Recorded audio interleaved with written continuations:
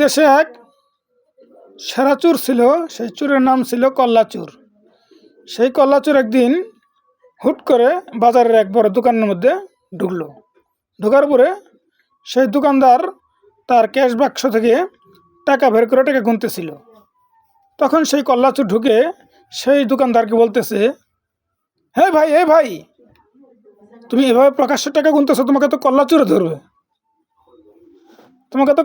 ধরবে, হ্যাঁ, কল্লাচোর তো তোমার টাকা নিয়ে যাবে। কেমনে নিবে আমার হাত থেকে টাকা? কয় এই যে এরকম করে টাকা ধরবে। ওই সে মহাজনের টাকাটাই হাতে নিল, কল্লাচোরাই নিল।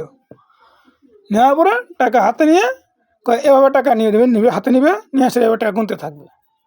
গোনার পরে এইভাবে দৌড় দিবে। কল্লাচোর জোরে দৌড় দিল। দৌড় দেওয়ার পরে ওই দোকানদার, ওই মহাজন ওই কল্লাচোর বিশেষ দৌড়তে যাইতেছে আর বলতেছে, কল্লাচোর। এই কল্লাচোর যখন চিল্লানি শুরু করে দিল, বাজারে অনেক মানুষজন জমা হয়ে গেল। জমা হওয়ার পরে তখন এই কল্লাচোর সেই মানুষের মধ্যে ঢুকে বলতেছে, কল্লাচোর। আসল কথা হলো যে কল্লাচোর ঢুকে টাকা চুরি করে নিয়ে গেল। আজকে যারা দেশের মধ্যে, পৃথিবীর মানচিত্রের মধ্যে যারা সন্ত্রাস দমন করে অভিযান করতেছে, চিল্লাইতেছে সমানে, আসলে তারাই হয়েছে বড় সন্ত্রাস।